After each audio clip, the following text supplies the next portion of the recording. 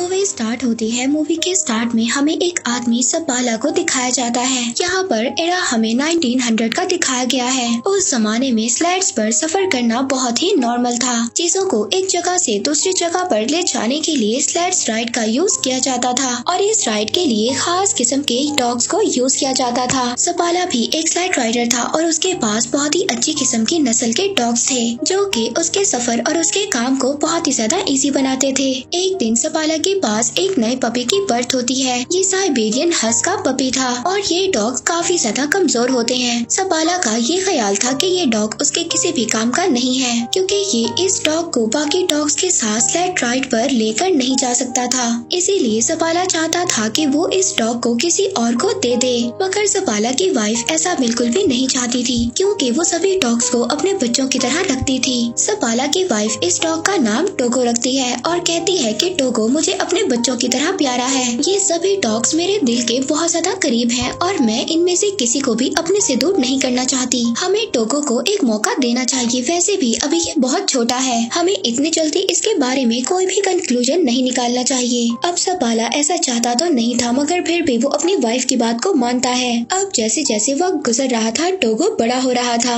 लेकिन टोगो काफी ज्यादा शैतान था और उसने सपाला के नाक में दम कर रखा था। सपाला की वाइफ हमेशा सपाला से यही कहती थी कि वो टोगो को अपने साथ स्लेड राइड पर लेकर जाए, मगर सपाला अपनी वाइफ से यही कहता है कि टोगो अभी बहुत ज्यादा वीक है और ये स्लेड राइड पर सरवाइव नहीं कर सकता। सपाला अब एक दिन टोगो को अपने फ्रेंड को दे आता है, मगर सपाला की वाइफ ये जानती थी कि टोगो जितना ज्यादा शैतान है उसको कोई भी नहीं रख सकता और अब होता भी ऐसे ही है। अगले दिन सपाला का फ्रेंड टोगो को वापस ले आता है और कहता है कि ये तुम्हारा डॉग बहुत ज्यादा शैतान है और इसे मैं अपने साथ नहीं रख सकता। और इस बात पर सपाला की वाइफ बहुत ज्यादा मुस्कुराती है क्योंकि टोगो वाकई शरारती था। सपाला जब भी अपने बाकी डॉग्स को राइड पर लेकर जाता था तो टोगो उसके पीछे आता था। हालांकि सपाला टोगो को फेंस के पीछे बांध दिया करता था, मगर फिर भी वो जमीन को खोद कर वहाँ से भाग जाता है और सीधा सपाला के पीछे जाता है। अब टोगो के आने से वो बाकी डॉग्स के साथ मस्ती करता है, जिस वजह से सपाला की प्रैक्टिस खराब हो जाती है जो वो अपने डॉग्स के साथ कर रहा था।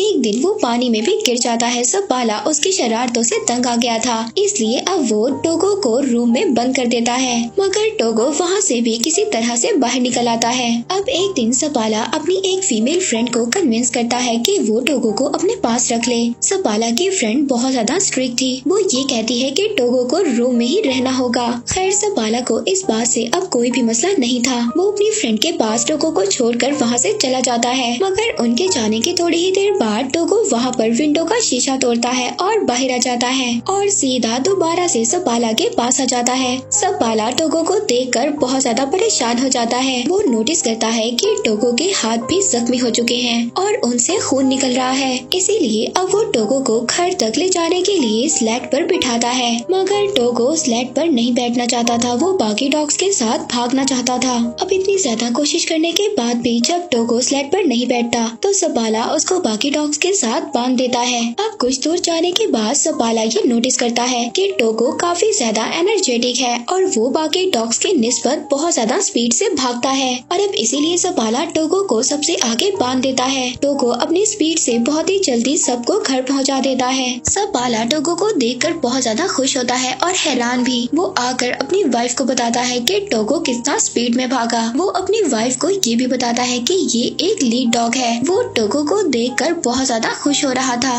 सपाला की वाइफ भी टोगो को देखकर बहुत ज्यादा खुश होती है। इसके बाद सपाला अपने शहर में टोगो की मदद से बहुत ज्यादा स्लेड रेसेस जीत जाता है और आहिस्ता आहिस्ता सपाला और टोगो बहुत ज्यादा फेमस हो जाते हैं। वक्त इसी तरह गुजरता रहता है और अब 12 साल हो चुके थे। हम देखते हैं कि टोगो अब काफी ज्यादा बूढ़ा हो गया था। एक दिन अपने सफर से वापस अपने शहर में आता है तो उसको ये बात पता चलती है कि शहर में एक बीमारी फैल चुकी है। उस बीमारी का नाम था डिप्थीरिया और वो बच्चों पर बहुत ज्यादा इफेक्ट हो रही थी। इस बीमारी से बच्चों की जान भी जा रही थी और सब लोग बहुत ज्यादा परेशान थे।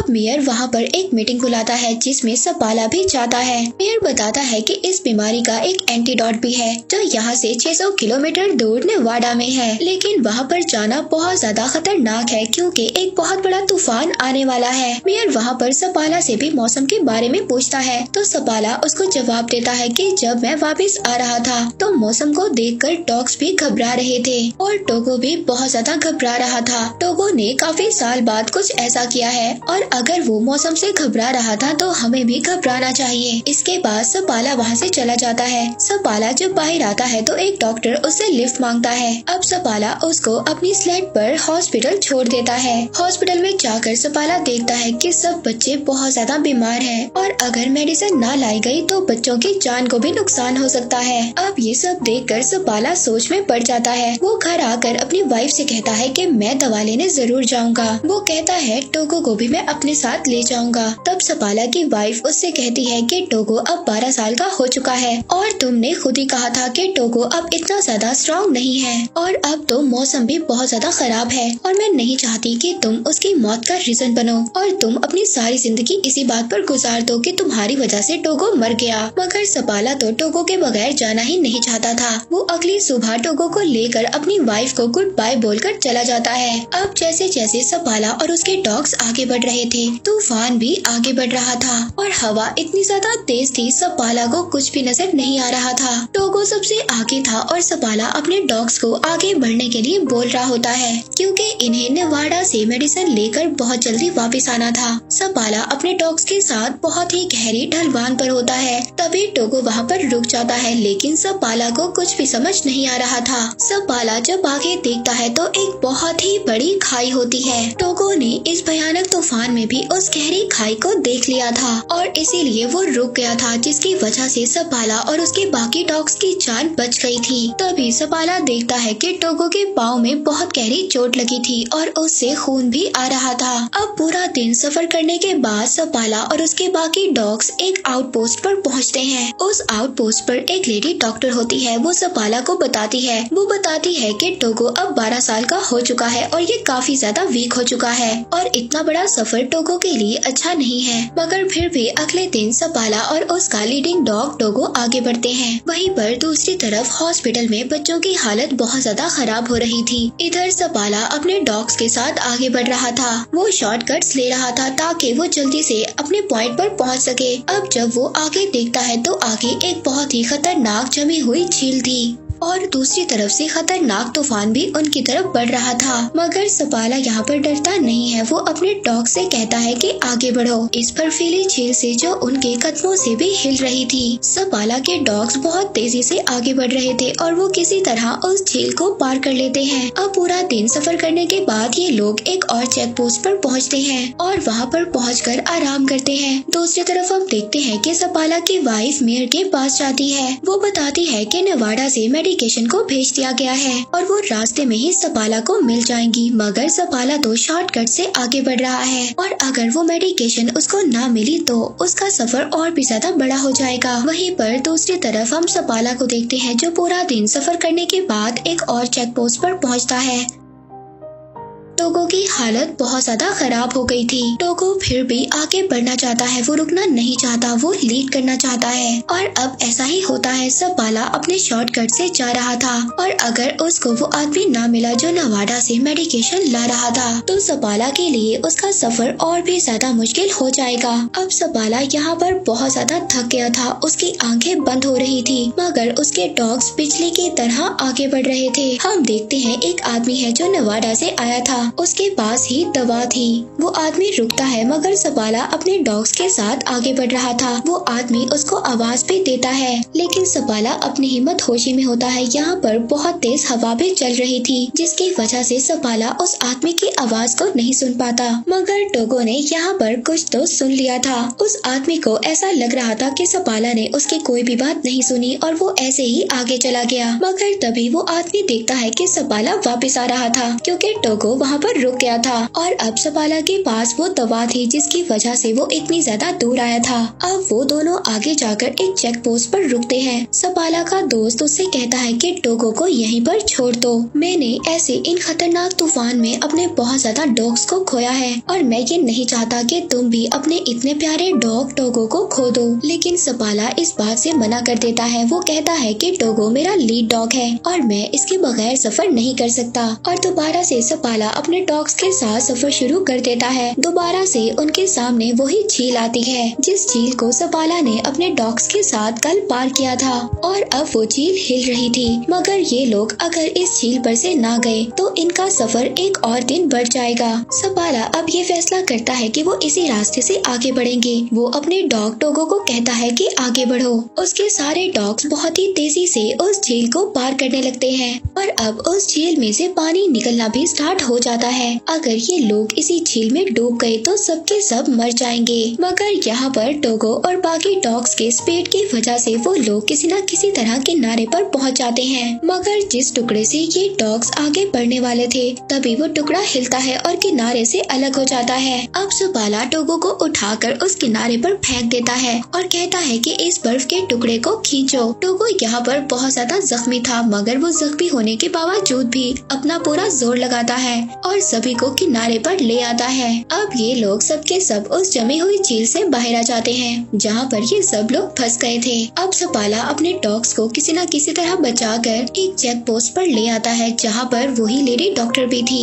वो लेडी डॉक्टर जब टोगो को देखती है तो उसकी आंखों में आंसू आ जाते हैं। वो सपाला से कहती है कि तुम्हारा डॉग मर रहा है, इसकी हालत बहुत ज्यादा खराब है। वो यहाँ पर सपाला को भी उदास कर देती है क्योंकि टोगो सपाला को बहुत ज्यादा प्यारा था। अब सपाला रात गुजारने के बाद जब अगले दिन अपना सफर शुरू करता है तो वो टोगो को आगे नहीं बांधता बल्कि पीछे बांध देता है क्योंकि वो बहुत ज्यादा बीमार था और सफर भी नहीं कर सकता था। मगर फिर भी टोगो अपनी पोजीशन पर खड़ा हो जाता है। सपाला ये समझ जाता है कि टोगो अभी रेस्ट नहीं करना चाहता और वो अपनी जगह पर खड़ा होना चाहता है और ये अपना सफर खत्म करना चाहता है। वो टोगो को आगे बांध देता है जिसके बाद वो लोग अपना सफर शुरू करते हैं। आखिरकार कुछ घंटों के बाद तूफान इतना ज्यादा खतरनाक हो जाता है कि सपाला को कुछ भी नजर नहीं आ रहा था और न ही सपाला को रास्ता नजर आ रहा था। वो टोगो के पास जाता है और कहता है कि मुझे तो रास्ता नजर नहीं आ रहा, तुम्हें ही अब हमें रास्ता दिखाना होगा और नेक्स्ट पोस्ट तक जाना होगा। सपाला यहाँ पर अपने पूरे चेहरे को ढांप देता है जिसके बाद टोगो अब इनको आगे लेकर जाता है। मगर कुछ दूर जाने के बाद टोगो भी अब थक गया था। वो थक कर वहीं पर बैठ जाता है। अब सपाला उठकर टोगो के पास जाता है। वो टोगो से कहता है कि तुम्हें उठना होगा और हमें ये मेडिसिन लेकर जाना होगा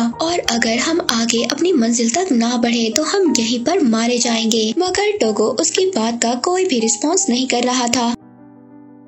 सपाला इस बात पर बहुत ज्यादा खुश था कि टोगो की वजह से उसकी जान बच गई। मगर टोगो उसकी बात का कोई भी रिस्पॉन्स नहीं कर रहा था। तभी एक आदमी लैंटर्न लेकर वहाँ पर आता है, यानी कि यहाँ पर टोगो ने अपना काम कर दिया था। उसने सपाला को चेक पोस्ट तक पहुँचा दिया था। वो ये देखकर बहुत ज्यादा खुश होता है क्योंकि टोगो की वजह से सबकी जान बच गई थी। अब सबके सब अंदर जाते हैं क्योंकि टोगो बहुत ही ज्यादा बेहाल होता है। उसकी हालत बहुत ज्यादा खराब होती है। यहाँ पर एड नाम का एक आदमी था जिसको सपाला की वाइफ ने भेजा था ताकि वो उस आउटपोस्ट पर पहुंचकर उस मेडिसिन को ले ले और जल्दी से उस मेडिसिन को लेकर वापस आ जाए जहाँ पर बच्चे बीमार हैं। रात को सबके सब रेस्ट करते हैं। इसके बाद सुबह को वो आदमी वो मेडिसिन लेकर निकल जाता है और कुछ ही देर के बाद वो नॉर्म सिटी पहुँच जाता है जहाँ पर एक रिपोर्टर उसका वेट कर रहा था क्योंकि ये बात न्यूयॉर्क सिटी तक पहुँच गई थी कि एक आदमी इतना बड़ा सफर तय कर बीमार बच्चों के लिए मेडिसिन लेने गया है। अब रिपोर्टर को ये लग रहा था शायद यही आदमी अपनी टीम के साथ वापस आया है और अब वो रिपोर्टर सपाला के बजाय उस आदमी का नाम अपनी न्यूज में छाप देता है। सपाला की वाइफ बहुत ही ज्यादा डिसअपॉइंट होती है। दूसरी तरफ टोगो भी काफी हद तक रिकवर हो जाता है।